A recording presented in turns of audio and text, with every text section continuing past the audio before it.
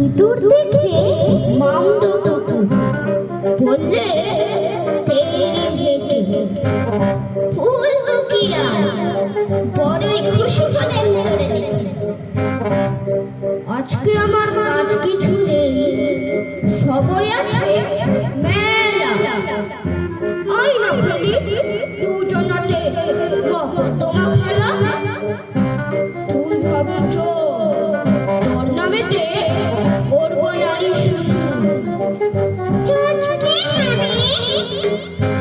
ইঁদুর ভীষণ ভয় যেত।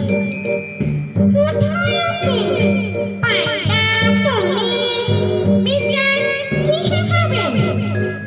মামদো বলে, তাও জানিস রে?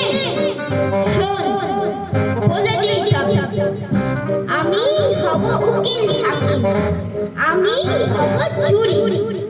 কান ধরে তোর বলবো, বেটা ফের করেছিস চুরি, শটান দেব ফাঁসির হুকুম। অমনি একেবারে বুঝবি তখন চোর বাছাধর বিচার বলে নাই।